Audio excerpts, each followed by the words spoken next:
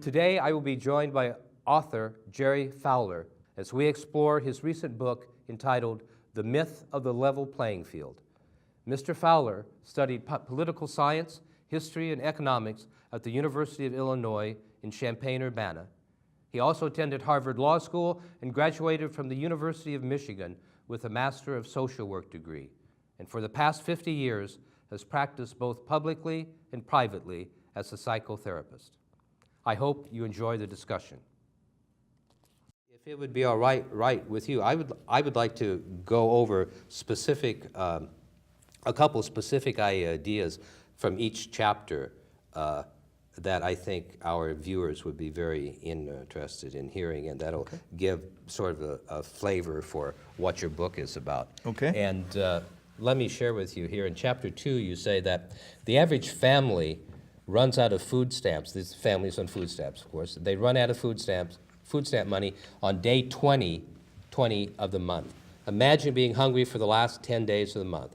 See yourself in a poor community with no supermarkets, no access to public transportation, with an income of $700 to $1,100 a month, living where the food prices are higher and food quality is lower, and access to fast food is prevalent.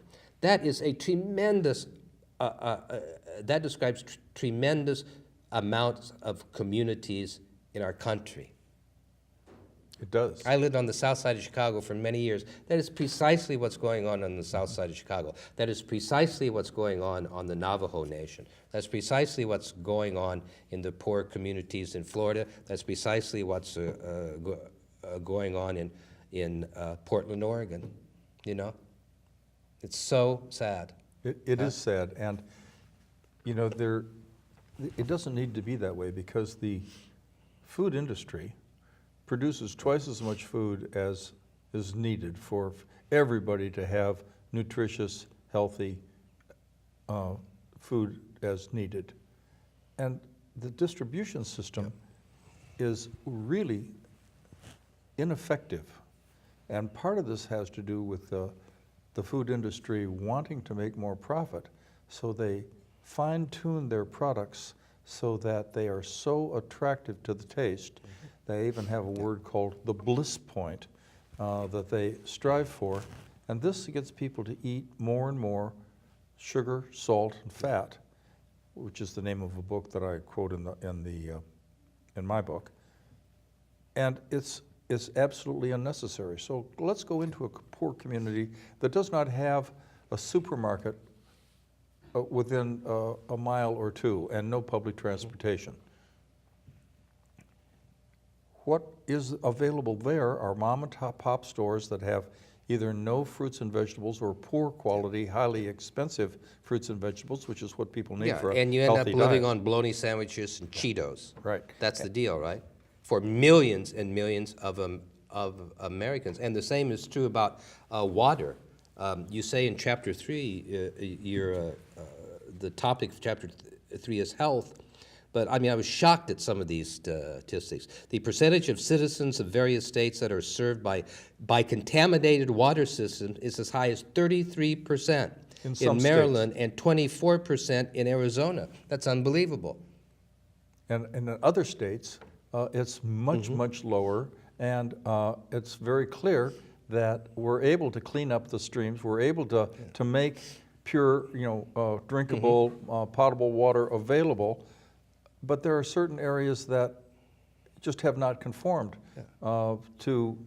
Well, you say the EPA reports 40% of all of the nation's coastal beaches experience at least one closure due to pollution. 40%. Right. Absolutely incredible. My father-in-law lives in Flint, Michigan. Look what happened in Flint to Michigan. Unbelievable. And then the federal government turns their back on the people, right? And as I understand it, there are other communities in the United States that have not gotten their publicity, where the situation is as bad or worse as it is in Flint. You know, that's the one that got published, and absolutely horrible the way the water supply was so mishandled, and then the state government didn't want to do anything about it. Yeah. And the governor was tone deaf. And now they're prosecuting some of the people who are involved in this, but Flint still doesn't have. Well, and even the drinking Democrats water. under Obama, Obama blasts into Flint to Michigan, takes a drink of water, a photo up and blast out. I mean, it's when you see the millions and millions of children that's affected by these things, and now the Republicans want to do away with the EPA altogether. How much more is the American people willing to take? I'm not willing to take any more, and I don't know why we should take any more. You talk about crime in your book. You say although crime is not crime is at an all-time low, the feeling of insecurity is stronger now than it ever was in this country. Right. The feeling of insecurity. And the facts belie that. However, it is politically potent to talk about crime and to cite specific examples. I've been watching Trump scapegoat immigrants, talking about the crime rate of immigrants and citing specific examples like that San Francisco death that occurred, wringing of hands. But if you step back and take a look at the statistics, native-born Americans are more likely to engage in criminal activity than immigrants. My point is that it's a lie. It's a lie that's promulgated in order to kick the people who have the least amount of power. That's what goes on with employers when they have at-will employment contracts. That's what goes on when employers take for their executives the lion's share of the increase in profits, the income stagnation for the working class and the middle class in this country since 1975 is a horror. People's standard of living is going down, the middle class is shrinking, and people are really hurting. In my book I talk about how hard it is for a family to buy a house. Now, 3/4 of Americans, even with all of the desire for apartment dwellers and people who are mobile and nomads, amongst us, still 3/4 of Americans have owning their own home as a goal. And as I point out in my book, unless there's two incomes coming in, it's not possible.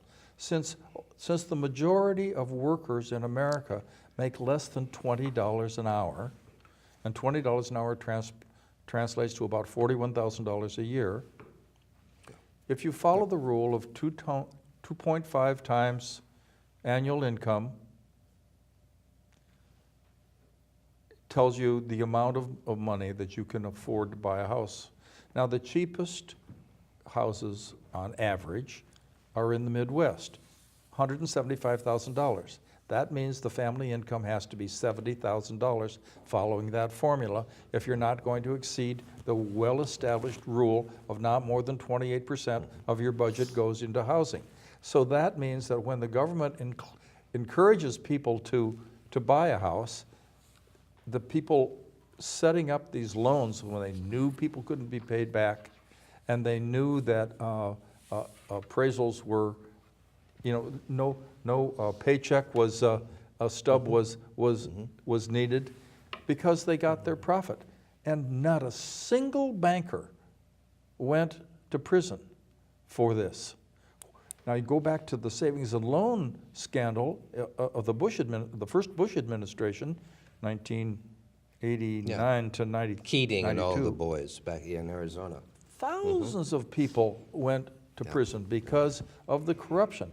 Well, the corruption was here just in a different industry, and they were not prosecuted. I think that that is a huge outrage. I mean, how can you have respect for law and order when the people who are shown to be lawless take a break? And look at the corporations and large businesses that engage in such corrupt behavior, and they get caught, and the federal government prosecutes them, and then they sign a consent decree that's sealed so nobody ever knows what they engaged in. They never acknowledge fault, they just pay a fine. And now it's defined as an element of doing business rather than a punishment for corrupt behavior. Well, that's because corporations are human beings, except for there is no moral accountability Well, to their actions. have you ever Yeah, seen that's, a corporation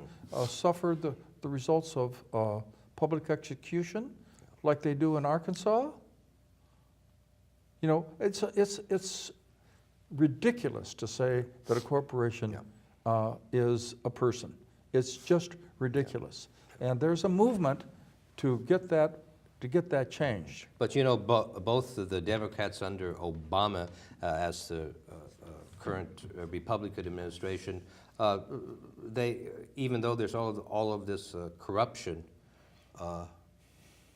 they turn around and immediately appoint representatives of Goldman Sachs to their cabinet, both the Republicans and the Democrats. Right. I mean, Obama didn't prosecute these people either when he had the chance to do it, and it's clear that that's because they both parties bow to the same corporate masters. This is what Chris Hedges, the journalist Chris Hedges, wrote this marvelous book called "The Death of the Liberal Class," and this is one of his points. I mean, the Democrats have abandoned the Democrats as well have abandoned these sorts of traditional liberal policies, principles, values, and they have allowed the institutions, the liberal institutions, that at least provided some semblance of hope for working class people, like the trade unions. They're powerless now. I mean, we really have experienced this death of the liberal class, and now there's nobody to fight against this. Let me share with you something here. Before you do, I want to, several times you've made negative references to the actions or inactions of the Obama administration. And it's not that your observations I disagree with, but the emphasis I do disagree with. And that is that Obama inherited a huge financial mess, much like FDR faced in the Great Depression. And Obama, from my point of view, first of all, faced a huge wall of resistance based upon unstated racial prejudice. Then he faced a tremendous resistance with the belief of many Republicans that Democrats have no right to the presidency. Then he had to thread the needle to not appear to be favoring blacks over whites. Then he had to rescue the car industry over the objections of Republicans who ought to know better. And his hands were, and Republicans, you know, when Mitch McConnell said his goal was to make Obama a one-term president, that was so abusive and so divisive and so discriminatory. Imagine Senator Schumer saying that about Trump in the first, little while of the administration. Now, I don't think Senator Schumer needs to say that, because I think Trump is shooting himself in the foot all over the place. But I really do give Obama a lot of credit for doing a lot of good things in the face of overwhelming odds and in the face of massive Republican resistance. So that, although I agree with you that it is just unconscionable, from my point of view, for both Republicans and Democrats to take these Wall Street fat cats and put them in positions of power, whether it's Tim Geithner or whether it's, I don't remember all the Treasury secretaries, but why are we putting in somebody that understands the system and has the goal of stopping the abuses? I mean, the SEC, the Security and Exchange Commission, had 5 years of warning about Madoff, and they didn't act. Now, that is just wrong. So I had to interrupt you to give you No, a no. little defense of Obama, because I so admired him, and I think he had such a hard road to hoe. I appreciate that, but, you know, look what's happened now. Look what's happened now. It's terrible. Well, and you know, part of why it's terrible is because the Democrats didn't have, what was the alternative? Hillary Clinton? You know? I mean, they all serve the same corporate masters. And I think that you can make an argument that, you know, these are really brands, you know. You have the Trump brand, you have the Clinton brand, you have the Obama brand, and the power, and the real power of these entities doesn't have to do with the person that's running it. And one of the reasons that I put in my book that what needs to be done is politicians running for Congress need to say, I want to do what is best for the country. And what they say now is, I want to do what I perceive to be best for my district. And so they put getting reelected as their #1 priority, and then pampering their constituents and ignoring the effects of the policies on the country as a whole. So that I would like to have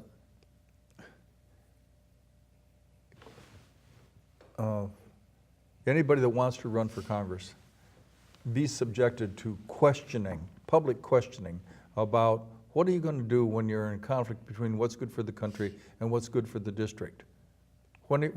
If your answer isn't, I'm going to do what's good for the country, then you don't deserve to be in Congress. I realize that that's a viewpoint that violates all of the stuff I learned about the first rule of politicians to get reelected. That's what I learned when I started political science. You know, I always like the analogy that, you know, it doesn't matter who is driving the car. If the problem is with the steering system of the car, it doesn't matter whether I'm driving the car or you're driving the car or a Democrat's driving the car, the Republican's driving the car. When the problem is systemic, and there's no solution to these problems, I mean, it's getting to the point, I think, as I said in the introduction, that many people in America are losing hope. For good reason. For good reason. You know, you said in your chapter on money, you said that 1% of the U.S. population owns 35% of the nation's wealth. 10% own 77%, and the 90% have only 24% of what's left over to do. 90% of this people, we're eating only 24% of the pie. 90% of the people is eating 24% of the pie. 1% of the people, they're eating over a third of the pie, right? And, you know, is this sustainable? Historically, civilizations that have gone this way have not sustained. When I read a book, the name of which I can't remember right now, but it analyzed 3 civilizations. I think the Spanish, the Romans, and the English, and they talked about when the financialization section of gross domestic product exceeds 20%. That's talking about banks and insurance companies and credit unions and lending institutions of various kinds, money market, etc. When clipping coupons or shoving money around, and this TV program Billions really illustrates it. When that exceeds 20%, then the civilization is teetering on real trouble. And so and we're now just about at the 20% figure. And so I worry about that. Well, I thought it was an interesting statistic that you said that before the recession of 2008, 60% of jobs were middle wage jobs, but after the recession, that percentage fell to 27%. That's really striking. It is. That is really scary. That means that about half of the people who were in the middle class right. Well, their significant other better go to work, and of course, with all of the discrimination that goes on and wage differential for women, it means more struggle, lower standard of living, less access to education, less access to decent housing, less access to health care. Well, just today in Los Angeles, there was a court ruling that women could be paid less, still can be paid less than men for doing exactly the same job. Really? Yeah, it's incredible.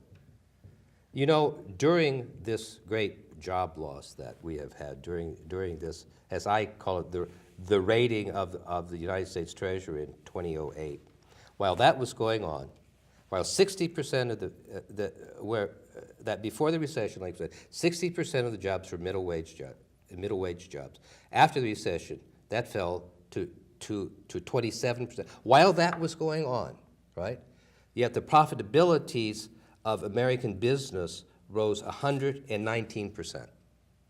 You know? There's a reason why the poor and middle class people, the working poor now, only have a small percentage of the pie to eat. The pie is going somewhere, the money's somewhere, the money always goes somewhere, right? And where's the end to this? Where is this going to end, do you think? Well, I'm glad I don't know the answer, because my inclination is to say it's going to end in disaster. But right now we have people sort of committing financial suicide on the installment plan. Each year their standard of living goes down. The increase in wages relative to prices goes down. The threat to the environment, threat to health care is being waged right now under the current administration.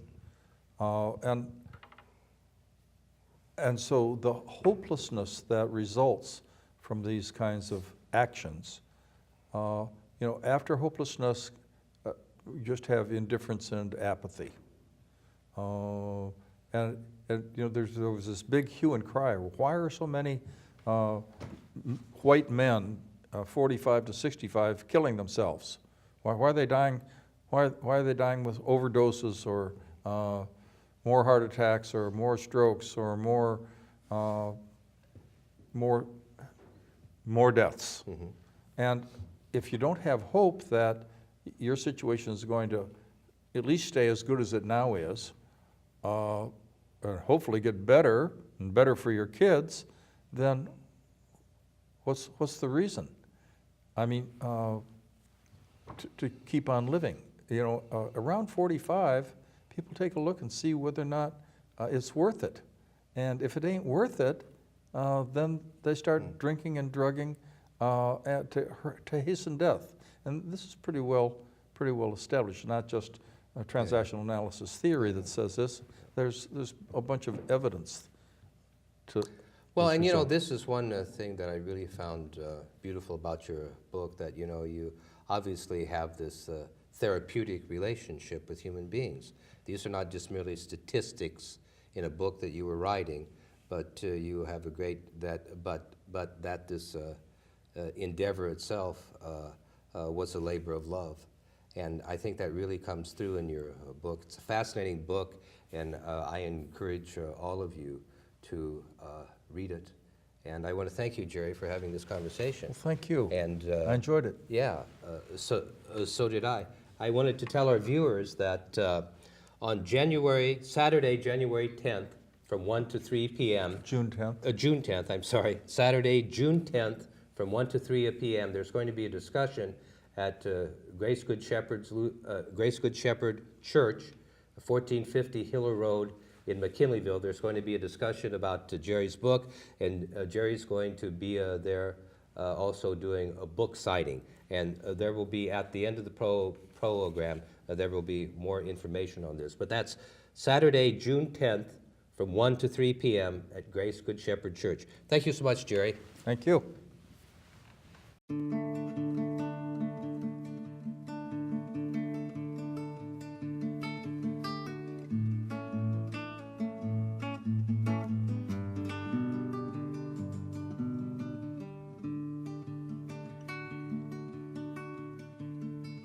There's a north wind blowing strong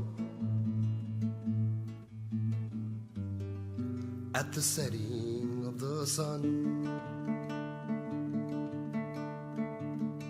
and in the absence of the light,